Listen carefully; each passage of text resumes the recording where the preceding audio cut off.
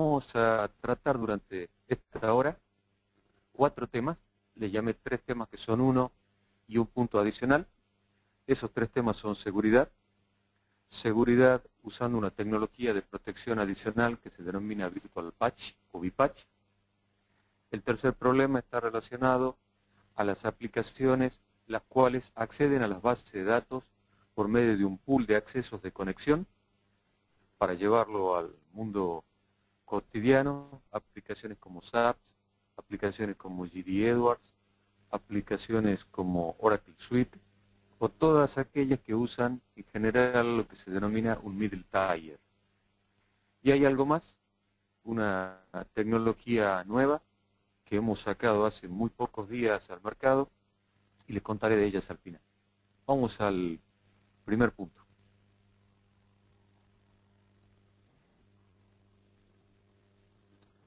¿Por qué Hedgehog? ¿Por qué esta tecnología? No escapa a ustedes que las bases de datos contienen cada vez más un mayor volumen de datos. Uno podría discutir sobre cuáles son las razones para este volumen creciente de datos, pero para simplificarlo, digamos lo siguiente.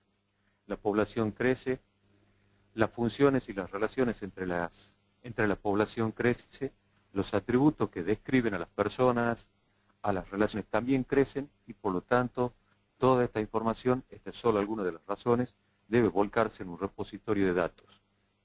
La segunda razón es la evolución y el cambio en las amenazas. Hasta hace no muchos años hablábamos de lo que era solo SQL injection o lo que escuchábamos hablar de malware.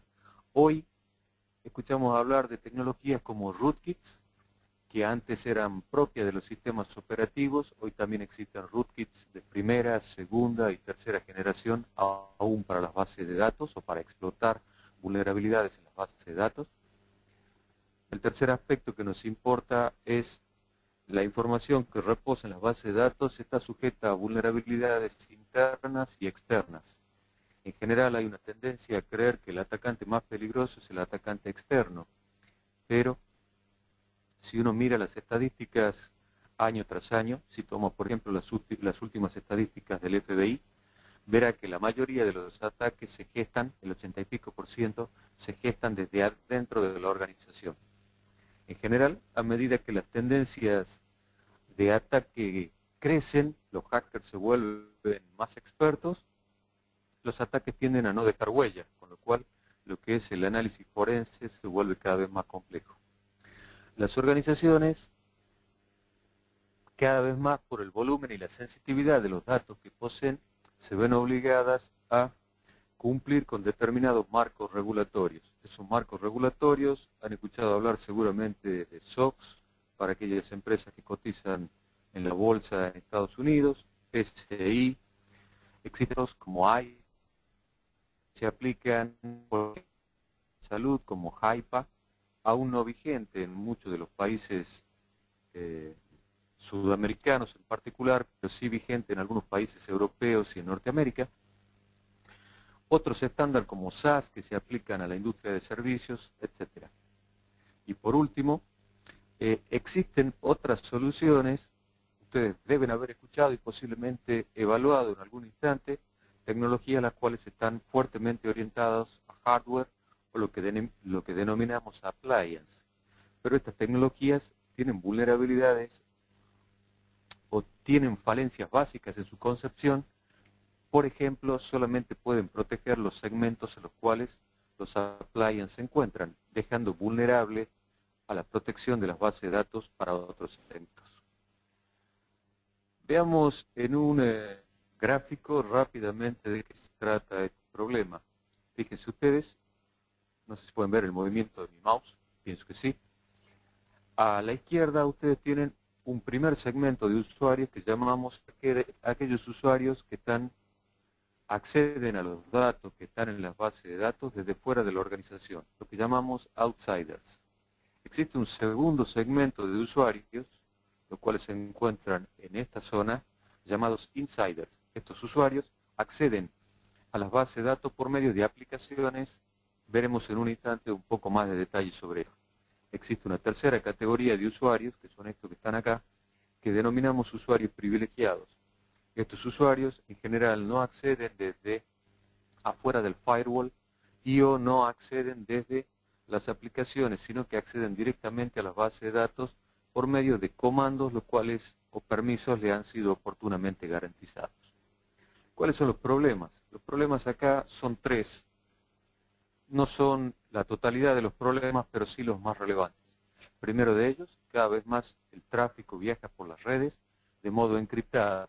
La pregunta es, ¿cómo puede uno saber si está frente a un ataque, si el tráfico que viaja por las redes es encriptado? ¿Cómo se sabe si lo que viene allí es un exploit, malware o lo que fuera? El segundo problema son los store procedures, triggers, views, es decir, todo aquel código que está almacenado directamente en la base de datos. Este código no viaja por los segmentos de red, con lo cual, ¿cómo hace una tecnología orientada a proteger por medio del análisis de la red? ¿Cómo hace para proteger esta clase de ataques? Difícil para ellos. Tal vez le diría que hoy imposible, pero veamos qué se puede hacer. La tercera categoría es lo que se llaman zero-day hacks o zero-day attacks. Estos son los ataques emergentes contra los cuales aún no hay protección. Han visto ustedes en el slide anterior, y acá lo ven ampliado, estas tres categorías de usuarios. Me interesa solo recalcarlo un instante para que lo tengan claro para la continuidad de nuestra charla. Los outsiders, que están desde el firewall de la corporación hacia afuera, los insiders, que se encuentran entre el firewall y para acceder a la base de datos necesitan pasar por algún mecanismo de autenticación o algún mecanismo de control de acceso. En general estos son clientes que acceden a las bases de datos por medio de un browser. Estos son clientes los cuales acceden a la base de datos en general por medio de algún cliente liviano, lo que se llama thin client. Y esto, como ya les mencioné antes, en general estos usuarios privilegiados son los DBAs o administradores de base de datos, son también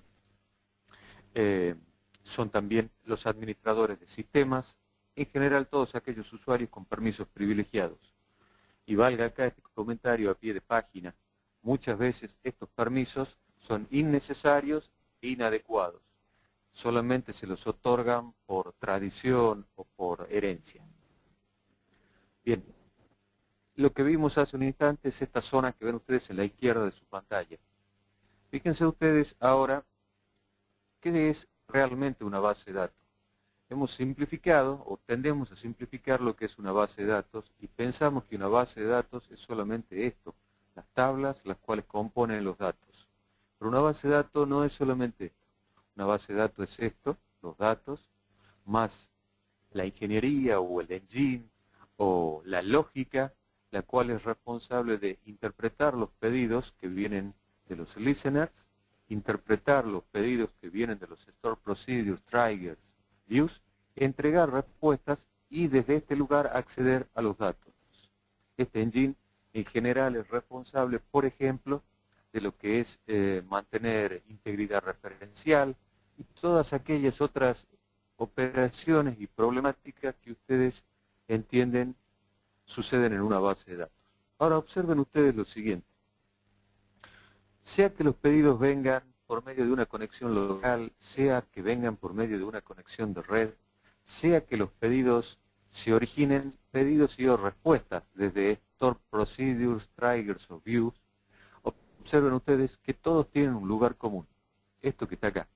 Esto que está acá, que suele llamarse área de memoria compartida, shared memory, o el nombre tecnológico que cada uno de los productos de base de datos le asigne a la misma. Por lo tanto, el lugar por donde todas las transacciones pasan, tanto las preguntas como las respuestas sobre las estructuras de datos, reitero, el lugar por donde todas las transacciones pasan es por esta zona de memoria compartida. Por lo tanto, ¿cuál es el lugar adecuado para colocar una herramienta en la cual monitoree y proteja una base de datos? El lugar adecuado parece ser este lugar, el lugar de memoria compartida. En particular, recuerden ustedes lo que les comentaba hace un instante. Esta zona, la zona de Store Procedure, Trigger, Views, que no viajan por los segmentos de red, y aquellos comandos en general que uno origina desde un SQL, son un uso común, un uso frecuente